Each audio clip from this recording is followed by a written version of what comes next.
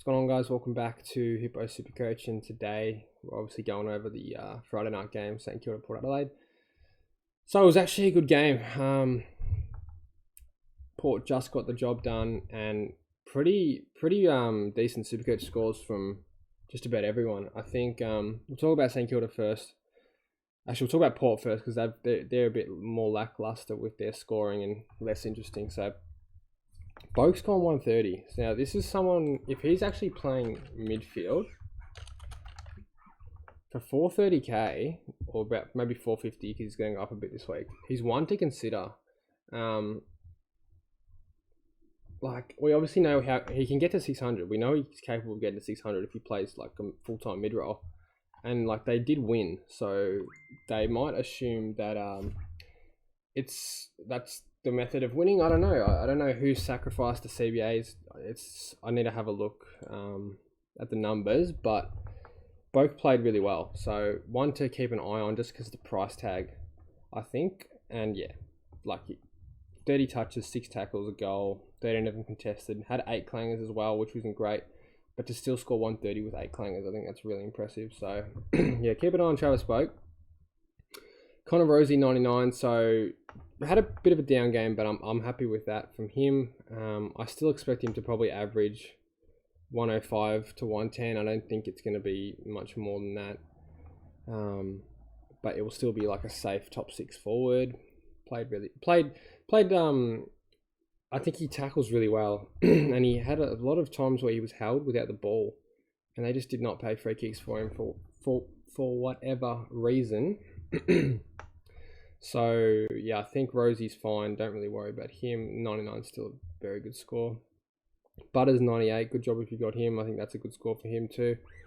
Dylan Williams 93. So this is one that's really going to be annoying because he was the sub, so none of us got him. I actually happened to go early on him in my second account, and kind of got luckily stuck with him. So if my second account mattered,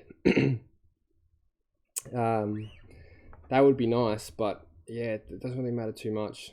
Horn Francis is one that started off really hot and looked like he was going to go 120, 130, but sort of faded out late. Had a nice inside 50 to Dixon that sort of set him up to win.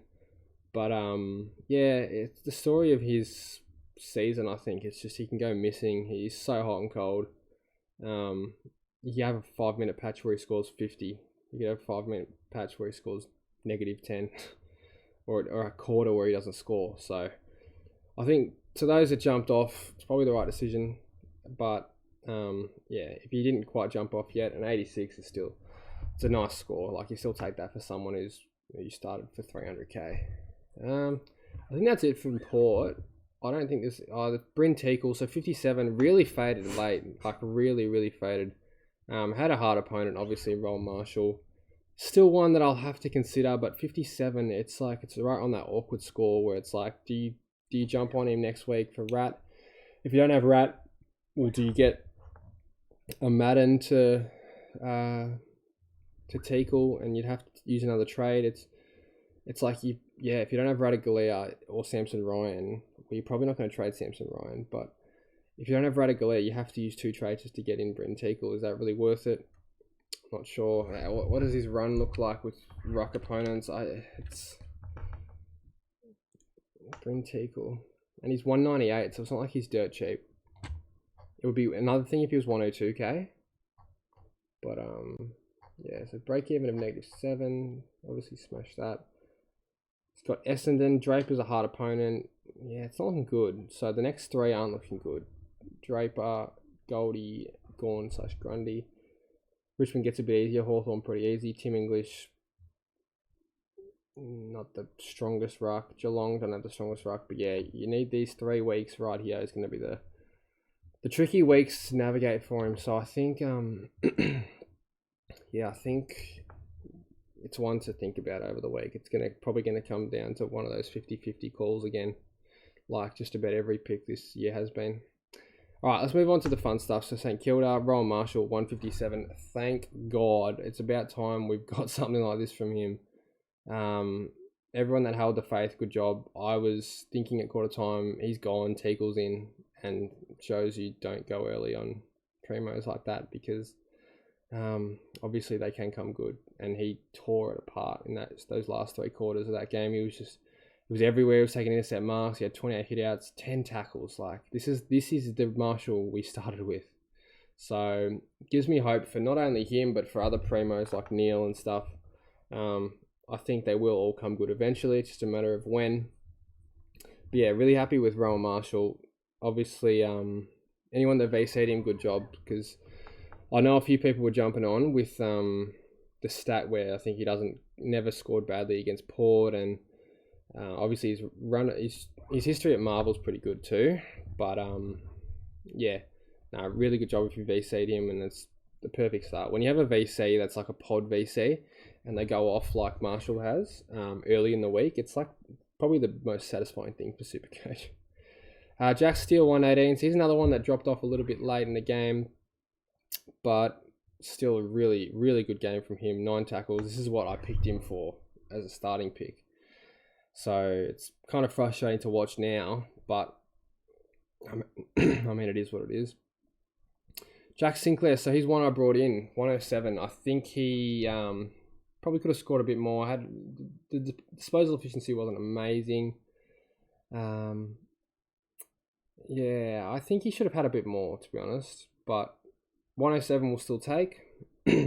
still a successful trade.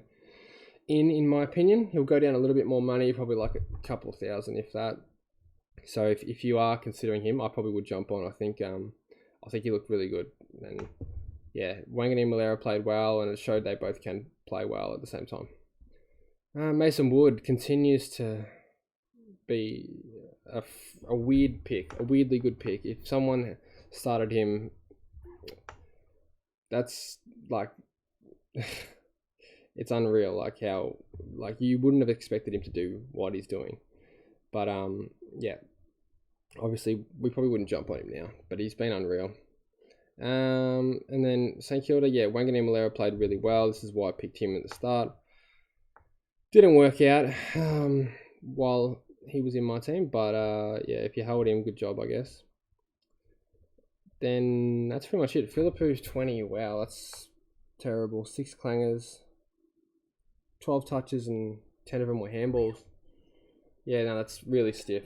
I've got him on field on my second account, which is frustrating as hell. But yeah, we'll talk about my team now.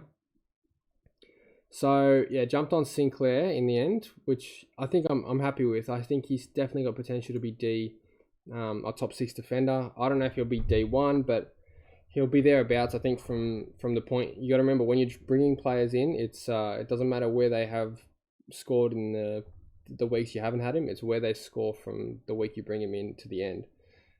So I think Sinclair has every chance to be in that top 3, top 4 defender discussion.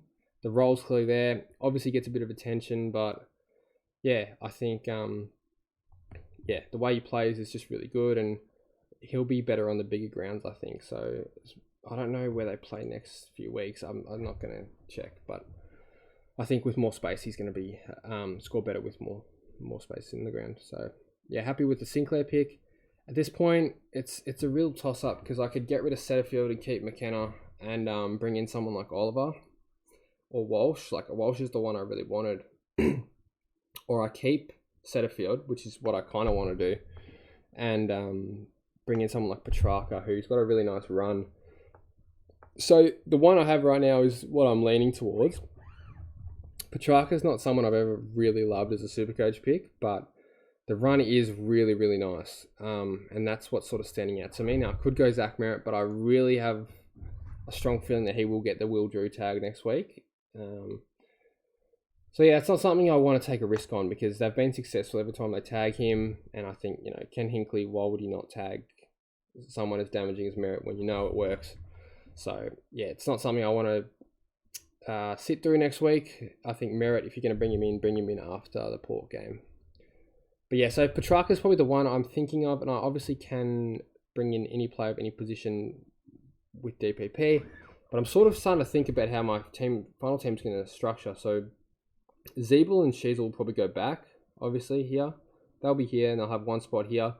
So hopefully someone like a Callum Mills. That's ideal. Ideally, it'll be Callum Mills or Jordan Dawson, one of those two. And then I'll have Cogs and Goulden go down to the forward line. I'll have one spot here on the forward line. And that will hopefully be either Petrarca, which is another reason why I think bringing him in could be a good option, or someone like Gawn. Maybe Jack McRae if he's lucky. It looks like he probably won't be McRae now, but yeah, I'm sure someone will get forward status. And just quickly while I'm talking about that, I think that's a good. The way we should upgrade is actually upgrade midfielders.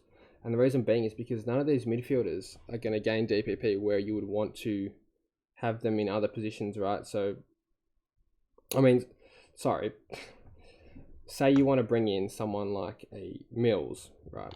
It makes sense because you're going to have him as a defender. Whereas when you're bringing in, say you bring in someone like Luke Ryan, right?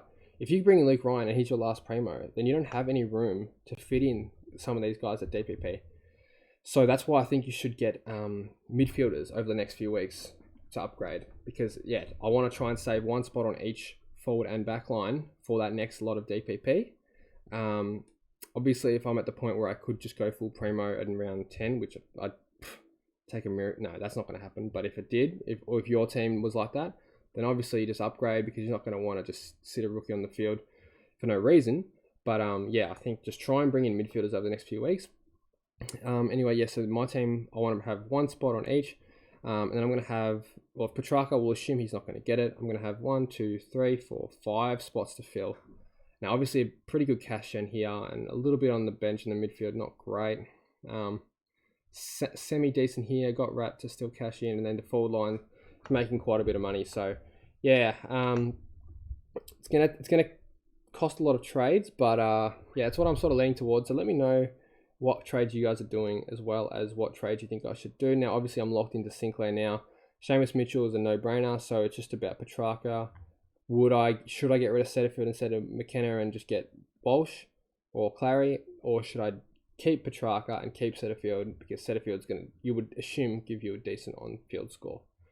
That's the dilemma I've got at the moment. Anyway, I'll probably see you guys tomorrow in a video after all the games. There's a lot of relevance tomorrow. I think like 5 games. Yeah, so we'll probably get a fair indicator of how our teams are going to go after this time at this time tomorrow night. So yeah, good luck for tomorrow, and I'll see you in the next one.